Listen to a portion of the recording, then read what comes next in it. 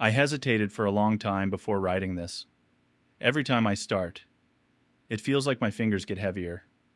Not because I'm afraid of consequences, but because I'm afraid of remembering who I was back then. My name isn't William, but let's call me William.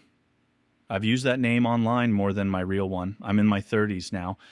I have a normal job, a normal life, normal conversations by the coffee machine, and nobody around me knows that once I destroyed a stranger's career with a single mouse click. No weapon, no fight, no threats, one click. I was in my early 20s at the time, quietly angry. The kind of anger that doesn't scream. I felt disposable, too smart for shitty jobs, too inexperienced for good ones. Student debt, tiny apartment, constant feeling that life had already passed me by. I lived online, forums, chats, tech communities. At first I only read. Then I started trying things. Then I started understanding how systems worked, where people cut corners, where they left doors slightly open. I wasn't trying to hurt anyone. At first it was a puzzle, then a sport, then proof that I was good at something. The guy I eventually chose, I'll call him Mark. I saw his username under a post in a professional forum. He wrote something like, "If you can't make it, you're just lazy." A stupid comment. Thousands of people say things like that every day, but it hit me harder than it should have. I clicked his profile, then clicked again, then kept digging. Works at a massive corporation, mid-level manager, married, 2 kids, golf photos, a normal guy with a stable life. Exactly the kind of life I didn't have. I didn't want to destroy him. At least, that's what I told myself. But the thought formed on its own. What if I could affect his reality? I already knew big companies almost always have weaknesses. Sometimes admins know, sometimes they don't, sometimes nobody cares. I opened his company's website without expectations, just looking, just curiosity. And almost immediately I saw something that looked like a cracked door. That's when it stopped being a game. I still could have closed the tab. I still could have told myself, don't. Instead, I thought, let's see. That was the point where everything quietly went wrong. And the scariest part? I liked it. I didn't rush. That surprised me about myself. I expected adrenaline, shaky hands, reckless clicking. Instead, I felt calm, almost professional. I bookmarked the pages I wanted to explore and closed everything else. No music, no chat windows, no distractions. I told myself I was just mapping, just observing, just collecting information. The site had a login portal for employees and a separate one for vendors. Nothing flashy. No skull banners. No amateur mistakes. But the URL structure was sloppy. Parameters passed in plain sight. That's usually where I start. I copied a few addresses into a text file and began testing variations. Changed numbers, changed roles, changed directory paths. Most of it returned errors. That was fine. Errors mean something exists behind them. I ran slow, painfully slow. Not because I was cautious, because I didn't want to spook myself. I wanted this to feel small. I checked public breach databases to see if the company had previous incidents. They had, 2 years earlier. Different department, but patterns repeat. Companies patch holes, not habits. I built a basic profile of their internal structure from LinkedIn. Job titles, hierarchy, who reported to whom. I cross-referenced employee emails leaked in old dumps. Nothing groundbreaking, but enough to sketch a map. Then I spun up a virtual machine, fresh OS, no personal files, no saved accounts, routed traffic through multiple layers. Overkill for what I was doing, but it made me feel smarter than I probably was. I wrote a simple script to automate parameter testing. Nothing advanced, just brute logic. And if this value equals X, try X plus 1. If forbidden, log it. If redirected, log it. If content loads, log it in bold. At around 2:40 a.m., something loaded that shouldn't have. Not a full dashboard, not fireworks, just a partial page with employee IDs and department codes. My heart sped up. Not panic, not fear, recognition, like spotting a familiar face in a crowd. I didn't touch it for 5 minutes. Literally stared at the screen. Told myself it might be cached junk. Told myself it might be nothing. Then I refreshed. Still there. I copied the response and closed the browser. That's an important detail. I closed it. I could have walked away right there. Instead, I started planning. If I had partial access, what else could that doorway connect to? HR systems are usually segmented but rarely isolated. Performance reviews, internal complaints, disciplinary records, upload portals. I wasn't thinking about Mark anymore. I was thinking about architecture, about how companies store trust, about how fragile trust actually is. I made a checklist. Enumerate accessible endpoints. Test read versus write permissions. Identify logging behavior. Avoid touching production data unless necessary. Necessary was a word I would later stretch into something unrecognizable. I slept 3 hours. When I woke up, the first thing I did wasn't brush my teeth. I opened the VM and the door was still there. I started by pretending I was nobody important. No privilege escalation. No loud moves. Just crawling. One endpoint at a time. Some returned JSON. Some returned half-rendered HTML. Some timed out. I logged everything. I labeled everything. I treated it like a crime scene I was carefully walking through, even though I was the one planting footprints. I found a naming pattern in their internal tools. Same prefix, different suffixes. Once you see the pattern, it's hard to unsee it. /HR_view, /HR_edit, /EMP_profile, /EMP_update. Most were locked. A few weren't. The unlocked ones felt like mistakes that had simply been forgotten. The first profile I pulled wasn't Mark. It was a random employee. I didn't recognize the name. Salary range, hire date, manager ID, performance rating. A short note. Solid contributor. Needs improvement in communication. Boring. Normal. Real. That's when it hit me that this wasn't theoretical anymore. These weren't test records. These were people. I told myself I wasn't doing anything wrong yet because I wasn't changing anything. Just looking. Just proving possibility. That lie felt good. Comfortable. Like a warm blanket. I checked logging behavior by intentionally causing small errors. No alerts, no forced logouts, no lockouts. Either nobody was watching or the alerts were buried in noise. Both options meant the same thing for me. Next step was permissions. Read access is common. Write access is gold. I tried modifying a meaningless field in a dummy-looking record. Middle name. Changed A to B. Hit save. It worked. I stared at the confirmation message longer than I'd stared at anything in years. Then I changed it back. I hadn't heard anyone. Yet. That word started showing up in my head more often. I pulled Mark's employee ID using internal search. Took 10 seconds. He had a long profile. Promotions, positive reviews, clean disciplinary history, manager comments praising reliability. He looked decent. That annoyed me. I don't know why that mattered, but it did. If he'd been a documented asshole, maybe this would have felt easier. Instead, he looked like a normal guy doing fine. I closed his profile, then reopened it, then closed it again.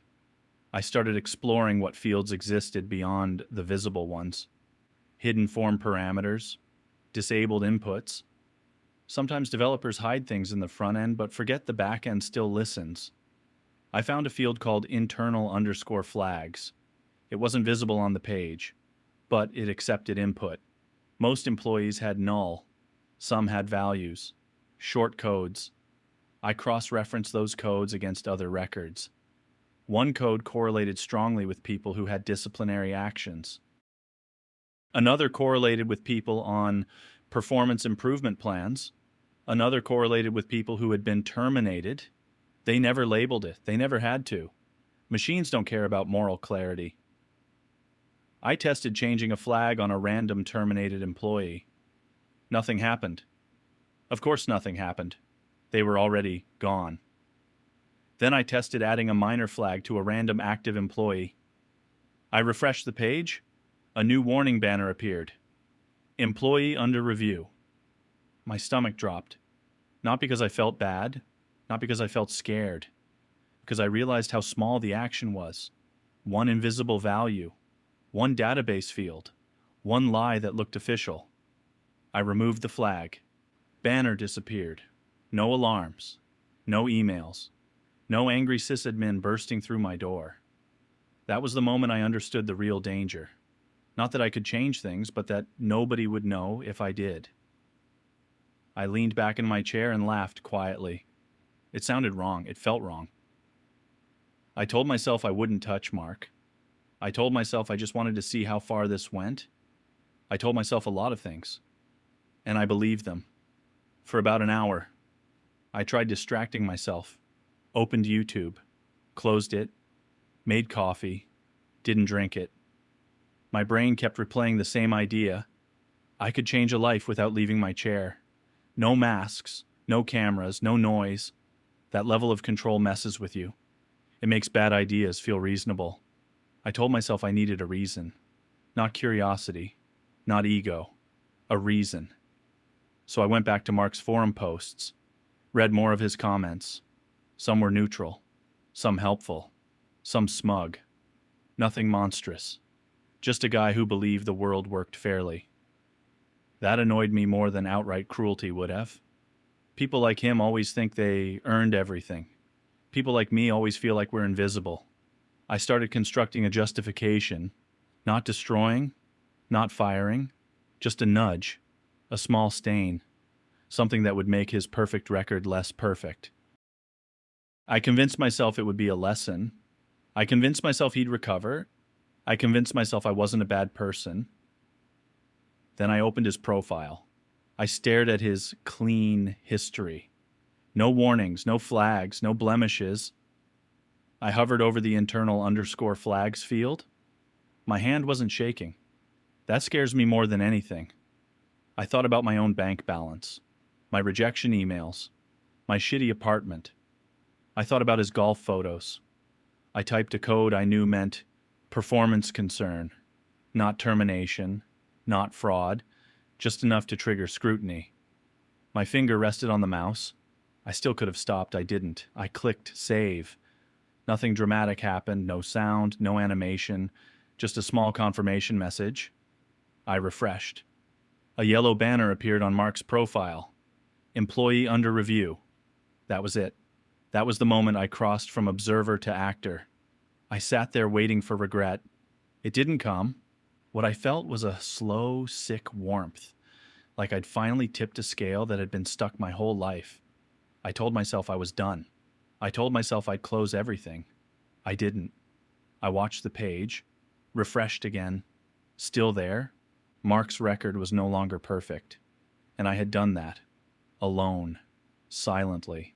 From a dirty keyboard in a cheap apartment. That's when the thought hit me. If I can do this once, I can do more. And that was the real crime. Nothing happened for a while. No emails. No system messages. No sudden chaos. That almost bothered me more than if something had exploded. I kept refreshing Mark's profile every few minutes like I was checking a pulse. The banner stayed. Same yellow. Same wording. Static. But I knew systems like that don't exist in isolation. Flags feed dashboards. Dashboards feed managers. Managers start asking questions. Around noon the next day I logged back in. A new entry existed under Mark's history. Performance review scheduled. My stomach tightened.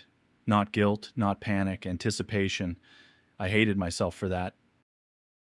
I checked a few other profiles with similar flags. Most had follow-up notes within days. HR comments.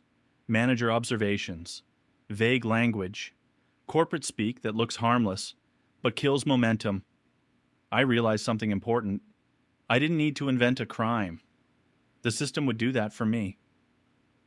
Once a person is marked, people start looking for flaws. Confirmation bias wrapped in policy. I told myself I wouldn't add anything else. I told myself the flag alone was enough. But then I noticed another field. Incident notes. Free text, empty, editable. I stared at it longer than I should have. If I wrote something extreme, it might get audited. If I wrote something small, it would blend in. So I typed, multiple reports of missed deadlines, needs verification.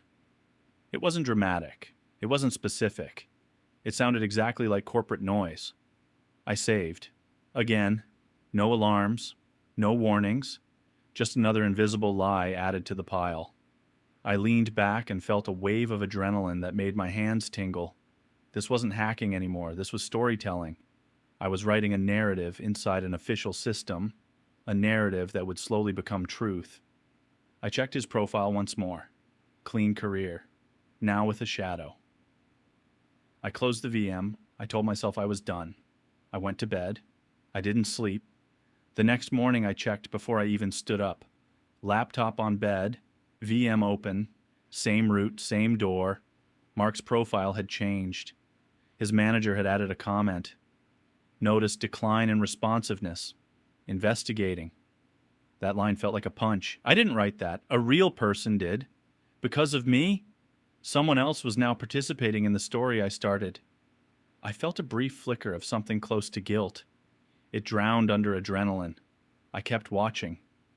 Over the next 2 days, more notes appeared. Follow-up meeting held. Employee defensive when questioned. Monitoring closely. None of that came from me. The system was amplifying the lie. I didn't need to touch anything anymore, but I did. Small nudges. Another vague incident note. Another internal flag that meant communication issue. Nothing extreme. Just texture. Just enough grit to make the machine grind. I started checking Mark's profile like people check social media. Morning, afternoon, night. Each update made it feel more real, more permanent. I imagined him sitting in a conference room, confused, trying to figure out what he did wrong, maybe blaming himself, maybe replaying emails in his head. I told myself he deserved discomfort for that stupid comment, for representing a world that never worked for me. That justification felt thinner every day, but I kept using it. 3 weeks in, a new status appeared. Performance improvement plan initiated. That one scared me. PIPs are slow deaths. Everyone knows that. Very few people survive them. I hadn't planned that far. I hadn't thought about endgames. I just wanted to see movement. Now it was moving on its own. I considered removing everything, cleaning his record, undoing it. But that would raise questions. Why did flags vanish? Why did notes disappear? Silence is safer than reversal. So, I did nothing, which was also doing something. I started having trouble concentrating at work. Normal tasks felt fake. Emails felt fake. My real life felt like a loading screen between visits to his profile. I was living 2 lives, one boring, one monstrous, and I was losing track of which one felt more real. I told myself I wouldn't interfere anymore. That lasted about a day. Mark's manager added another note. Missed internal deadline. I didn't know if it was true. It didn't matter. Once a person is labeled a problem, every mistake becomes evidence. I stared at the incident notes box. Empty space invites filling. I added one short sentence. Pattern of incomplete task handoff. That was it. No details. No dates. Just vague enough to sound credible. Save. My heart thumped hard for about 10 seconds. Then nothing. No alerts. No consequences. The ease of it was intoxicating. I checked other employees out of curiosity. Some had pages of notes. Some had none. The ones with many notes almost always had poor ratings. The system didn't create fairness. It created momentum. Mark's next update came 2 days later. Employee warned about potential escalation. I leaned back in my chair and covered my face. Not because I felt sorry, not because I felt proud, because I felt powerful. And that realization scared me. Power changes the way your brain works. It starts whispering that you're special, smarter, above consequences. I started justifying everything with the same tired line. I'm not firing him, which was technically true. I wasn't clicking a terminate button. I was just tilting the floor, letting gravity do the rest. At night, I started dreaming about dashboards, endless lists of names, flags, colors, yellow, orange, red. I'd wake up sweaty. Then I'd check Mark's profile, because I needed to know. A week later, the color changed. Red banner, high-risk employee. That label felt heavier than anything before it. I hadn't created it, but I had built the path. I realized I was no longer steering. I was watching a boulder roll downhill, and I knew exactly who pushed it. I thought about stopping, about erasing everything, about pretending this never happened. But erasing would leave fingerprints, inconsistencies, logs. Silence was safer, so I stayed silent, and Mark kept falling. The termination note appeared on a Tuesday. Not dramatic, not emotional. One line. Employment ended following PIP failure. That was it. No story, no explanation. Just a digital death certificate. I stared at the screen for a long time. My first thought wasn't guilt. It was disbelief. It worked. Something I did from my bedroom changed a stranger's entire life trajectory. I imagined him getting the meeting invite, HR on the calendar, that sinking feeling before you even walk into the room, a box, a badge, an awkward handshake. I told myself companies fire people all the time. I told myself someone else would have found a reason eventually. I told myself he'd get another job. None of those thoughts felt convincing. I checked his profile history. All my entries were still there, mixed in with real manager comments. Indistinguishable. That was the worst part. You couldn't tell which damage was mine. I considered deleting my notes, but at this point they were consistent with the outcome. Removing them would look suspicious, so I left everything. I closed the VM, then reopened it, then closed it again. I felt hollow. Not triumphant, not satisfied, just empty. I went for a walk. The city looked normal. People buying coffee, people laughing. Somewhere out there, Mark was probably sitting in his car, staring at the steering wheel. And the world didn't care. That realization hit harder than anything else. I hadn't just ruined someone's career. I had learned how easy it was, and once you learn that, you can't unlearn it. That knowledge sticks, like a stain. I didn't sleep that night. I kept seeing the red banner in my head. Not flashing, not blinking. Just there. Permanent. And I knew I was responsible, even if no one else ever would. The next few days felt unreal. Nothing happened. No police, no emails, no knocks on my door. Life continued like I hadn't just detonated someone else's. That messed with me. I kept expecting consequences. Some cosmic balancing act. There wasn't one. At work, I answered emails. I nodded in meetings. I joked with coworkers. Inside, I felt split. One part of me kept replaying Mark's termination line. The other part kept whispering, "You got away with it." That whisper was poison. I hated it. I also listened to it. I checked the system less often. Not because I was done, because I was scared of wanting to do it again. I started noticing how people talk about coworkers. She's unreliable. He's slipping. They might put him on a plan. Those sentences sounded different now. They sounded mechanical, like someone describing gears. I realized how much faith we put in corporate systems. We assume records are truth. We assume notes are honest. We assume someone verified something. Most of the time, nobody really does. The system isn't evil. It's lazy. Lazy systems are easy to hijack. I started drinking more, not blackout, just enough to blur the edges. I told myself I'd never touch that company again. I meant it. For a while. But curiosity never really leaves. It just waits. Sometimes I'd hover over the VM icon, then close the laptop. That became my daily battle. Not with law, not with morality, with temptation. I didn't miss Mark. I didn't miss the act. I missed the feeling of control. That's the part I'm most ashamed of. Because it means the worst part of me wasn't anger. It was desire. Desire to matter. Desire to leave a mark. I already had, and I couldn't erase it, no matter how badly I wanted to pretend I could. About 2 months later, I saw Mark's name again. Not in the company system. On LinkedIn. Open to work. Same photo, same smile, different context. Seeing that punched harder than the termination notice, because now he wasn't an employee record. He was a person looking for a job. I clicked his profile. No mention of being fired.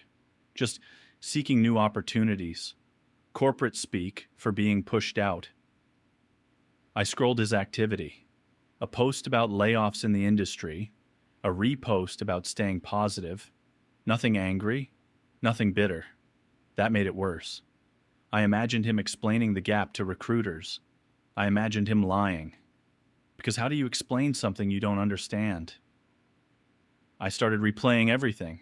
Every save button, every note, every tiny decision. I realized something uncomfortable. If I hadn't touched anything, Mark would probably still have his job. Not guaranteed, but likely. That likely crushed me. Before, I hid behind complexity. Systems, processes, noise. Now it felt simple. Cause, effect. Me. I stopped sleeping well. When I did sleep, I dreamed about typing. Not hacking, just typing. Endless forms. Endless fields. I started checking my own work systems differently. Who can edit this? Who audits that? Who actually watches logs? The answer was usually nobody. That realization didn't make me feel powerful anymore. It made me feel sick. I began avoiding tech forums, avoiding anything that reminded me of how capable I was, which is a weird sentence to type. Most people want to feel capable. I didn't, because capability was the problem. I wanted to be harmless. I wasn't. I had crossed a line that doesn't have a reverse gear. You don't become innocent again. You just become quiet. And quiet doesn't mean good. It just means undiscovered. That thought sat in my chest like a weight. Every day. All day. And I had no idea what to do with it. I almost did it again. Not to Mark. Someone else. Different company. Different context. Same feeling. I saw a post from a guy bragging about firing underperformers like it was a hobby. It hit the same nerve. That familiar itch behind my eyes. I opened a new VM, stared at the blank desktop. My hands hovered over the keyboard. And I stopped. Not because I suddenly became moral. Not because I'm strong. Because I saw Mark's LinkedIn photo in my head. Open to work. Trying to look hopeful. That image felt heavier than temptation. I closed the VM. I shut the laptop. I went outside even though it was cold. I walked for almost an hour with no destination. That scared me more than the crime itself. The fact that I could so easily start again. That the door inside my head was still unlocked. I realized something simple and ugly. I wasn't a one-time monster. I was a person capable of being a monster. There's a difference. One is an event. The other is a trait. I started setting rules for myself. No exploiting. No testing real systems. No curiosity pokes. Only labs. Only legal environments. I treated it like an addiction. Because that's what it felt like. Urge, resistance, relief, repeat. Some days were easy, some weren't. I never told anyone. Not friends, not partners, not therapists. How do you casually say, by the way, I once erased a stranger's career? You don't, so I carried it. Quietly, heavily, every day. And the silence became its own punishment. I stopped seeing myself as a good person. Not evil, not villain. Just compromised, like a cracked foundation. From the outside, everything looks fine. Inside, you know it's unstable. I got better at pretending, better at smiling, better at small talk, worse at trusting myself. Whenever someone praised my skills, I felt a twist in my stomach. They were praising a tool I had already used to hurt someone. I thought about Mark more than I wanted to admit. Not every day, but often. Sometimes I imagined him finding a better job, better pay, better boss. That fantasy helped me breathe. Sometimes I imagined him spiraling, drinking, fighting with his spouse. That fantasy made me feel like garbage. Both existed in my head. Neither was verifiable. That uncertainty is torture. If he ended up fine, maybe I'm less terrible. If he didn't, I'm a monster. I'll never know. That's my sentence. I started volunteering. Not in a dramatic way. Food drives, community cleanup, boring good deeds. I wasn't trying to balance karma. I don't believe in karma. I was trying to prove to myself that I could still choose decent actions. It helped a little, but it didn't erase anything. Nothing erases it. I realized confession isn't about relief. It's about accuracy, calling things what they are. I didn't prank someone. I didn't teach a lesson. I didn't nudge a system. I sabotaged a human being. Once I said it like that, it hurt more. But it was honest. And honesty is the only thing I have left. I can't fix the past. I can't apologize. I can't undo a click. All I can do is not become worse. Some days that feels like enough. Some days it doesn't. But it's the line I live on now, and I don't pretend it's noble. It's just necessary. The weight doesn't fade. People talk about time healing things. That hasn't been my experience. Time just builds distance between who you were and who you are, and you get to stare at both. I carry the memory into grocery stores, into meetings, into small jokes with coworkers, and it sits quietly in the background like a low-frequency hum. I don't think about Mark every day anymore, but I think about what I'm capable of every day. That's worse. It changes how you interpret your own thoughts. A bad impulse isn't just a bad impulse. It's evidence, proof. I've already crossed the line once, so I know the line is thin. I avoid situations where I'd be tempted to test myself. I avoid communities that glorify exploits. I avoid bragging culture. Not because I'm better than it, but because I know how easily I slide. Sometimes I wonder if this is what real consequences look like. Not jail, not exposure, just a permanent internal audit. Every choice gets filtered through the question, is this who I want to be or who I used to be? I don't get a clean slate. I get maintenance, constant maintenance, and I deserve that. I learned that access is more dangerous than intent. I didn't start with hatred. I didn't start with cruelty. I started with curiosity. Curiosity turned into ability. Ability turned into temptation. Temptation turned into action. People imagine evil as loud and dramatic. In reality, it's quiet and reasonable. It sounds like just checking. It sounds like just testing. It sounds like just once. I learned that systems don't protect truth. They protect consistency. If something fits the pattern, it becomes truth, even if it's a lie. I learned that power doesn't feel like power at first. It feels like relief. Relief that you finally matter. That's the most seductive part. I learned that being capable of harm doesn't make you special. It makes you responsible. And most people don't want responsibility. They want permission. I also learned that regret isn't a dramatic emotion. It's dull. It's repetitive. It's waking up and remembering the same thing again. I don't expect forgiveness. I don't deserve it. The only thing I can do is refuse to repeat the damage. That's not redemption. It's containment. And containment is the best I can offer. If you're reading this and you mess with systems, code, access, permissions, anything like that, hear me clearly. Walk away early. Don't test the door. Don't jiggle the handle. Because once you know it opens, you will never unknow it. And curiosity alone is enough to ruin lives. You don't have to be evil. You don't have to be angry. You just have to be bored and capable. If you're already standing in front of a door you shouldn't be at, close it. Log out. Step back. Tell yourself no before you need a better reason. If you've already done something you can't undo, you don't get to erase it. You don't get to balance it. You don't get to pretend it didn't happen. You carry it, and you make sure it stops with you. That's it. That's the whole lesson. I'm not a hero. I'm not a mastermind. I'm not even interesting. I'm just a guy who learned too late how fragile people's lives really are, and I live with that.